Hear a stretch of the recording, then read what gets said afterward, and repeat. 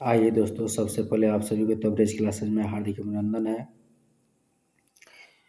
दोस्तों आज हम लोग पढ़ेंगे कुछ महत्वपूर्ण क्वेश्चन के बारे में। दोस्तों आप लोग को समय को बर्बाद न करते हुए मैं सीधे सवाल पे चलता हूँ, यानी कि प्रश्न पे चलता हूँ। पहला सवाल जो है आपका है, प्रश्न में बांस का सबसे बड़ा उत्पादक कौन है। यानी पहला जो सवाल है, भारत में जो बांस उत्पादक किया जाता है वह सबसे बड़ा उत्पादक कहाँ होता है, तो उसका आंसर हो जाएगा दोस्तों असम में। दूसरा सवाल है, गेहूँ सबसे ज़्यादा भारत में कहाँ होता है, यानी कि इसकी पैदावार जो होती है गेहूँ का वह सबसे ज़्यादा कहाँ होती है, तो होता है पंजाब में।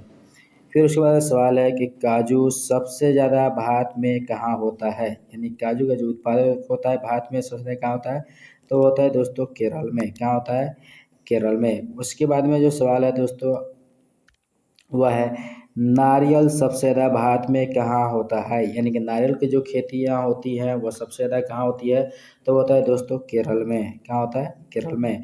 उसके बाद फिर सवाल है, नमक सबसे ज़्यादा भारत में कहाँ होता है, तो वह होता है उत्तर, उसका आंसर हो जाएगा दोस्तों गुजरात में। यानी नमक जो सबसे ज़्यादा अगर जो पैदावार होता है वो भारत में, वह गुजरात में होता है। उसके बाद में सवाल है, हल्दी सबसे ज़्यादा भारत में कहाँ होता है, तो वह होता है आंध्र प्रदेश में। तो हल्दी सबसे ज़्यादा कहाँ होता है दोस्तों, तो वह होता है आंध्र प्रदेश में। उसके बाद में है, अंडे सबसे ज़्यादा भारत में कहाँ होता है, यानी कि अंडा जो होता है सबसे ज़्यादा कहाँ होता है भारत में, तो वह होता है दोस्तों आंध्र प्रदेश में। उसके बाद में सवाल है, भारत से कितने देशों की सरहदें मिलती हैं, यानी कितनी सरहद जो होती है भारत से मिलती हैं, तो वह 7 हैं। कौन कितने हैं, 7 सरहद हैं। उसके बाद में, जब चंद्रमा सूर्य और पृथ्वी के बीच में आता है तब कौन सा ग्रहण लगता है, यानी जब चंद्रमा सूरज और पृथ्वी के बीच में आता है तो वह कौन सा ग्रहण लगता है, तो वह जो होता है दोस्तों सूरज ग्रहण लगता है। कौन सा ग्रहण लगता है, सूरज ग्रहण लगता है। उसके बाद में जो सवाल है दोस्तों कि 180 डिग्री देशांतर को कौन सी रेखा कहते हैं, यानी कि 180 डिग्री जो जिसकी देशांतर रेखा होती है उसे क्या कहते हैं, तो उसको अंतर्राष्ट्रीय तिथि रेखा कहते हैं। उसके बाद में है दोस्तों जो जिला दर्रा कहाँ है, यानी कि जो जिला दर्रा जो है कहाँ है, तो वह होता है दोस्तों, वह है जम्मू कश्मीर में। कहाँ है, जम्मू कश्मीर में। किस राज्य की समुद्री तट रेखा सबसे लंबी है, यानी किस राज्य की जो समुद्री तट होती है वह सबसे लंबी किस राज्य की है, तो वह है दोस्तों गुजरात का।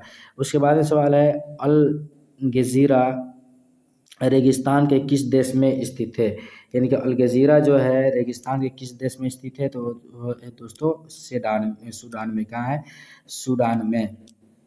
उसके बाद में सवाल है कि साइलेंट वैली किस राज्य में है, साइलेंट वैली किस राज्य में है, तो वह है केरल में।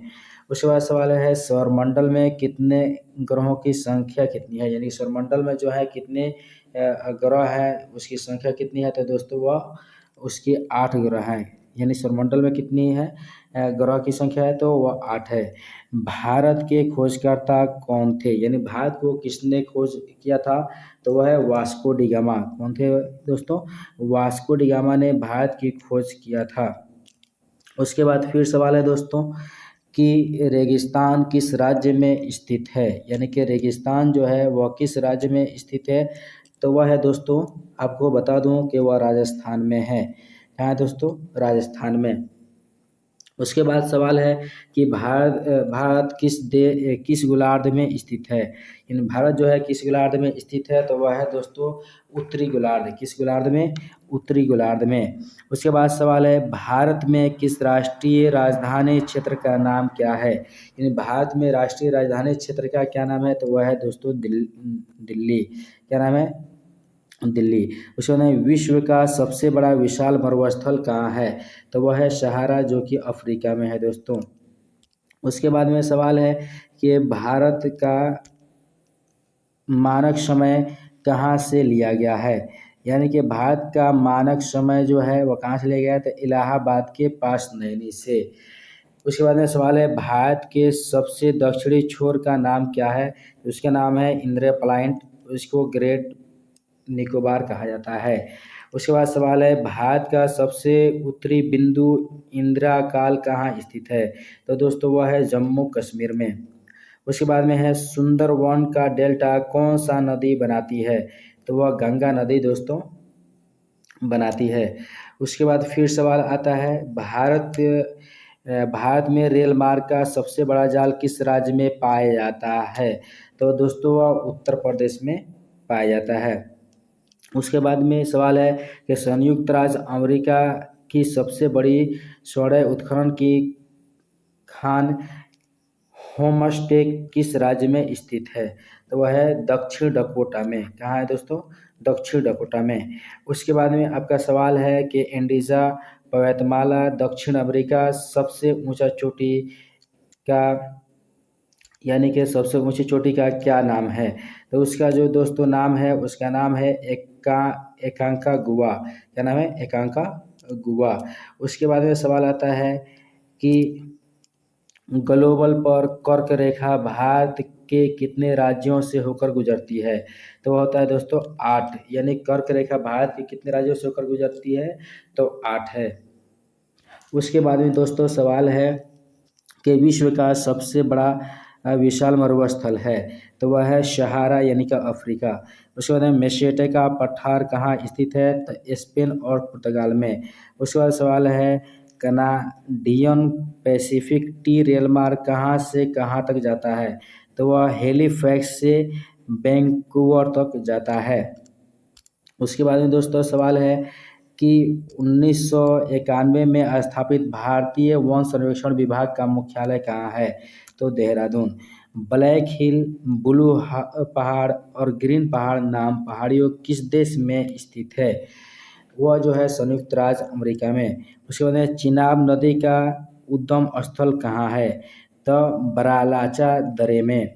उसके बाद दोस्तों सवाल है कि भारत में कोयला प्रचुर मात्रा में कहाँ पाया जाता है? तो वह है गोंडवाना क्षेत्र में। गोंडवाना क्षेत्र में जो होता है प्रचुर मात्रा में जो आपको कोयला पाया जाता है।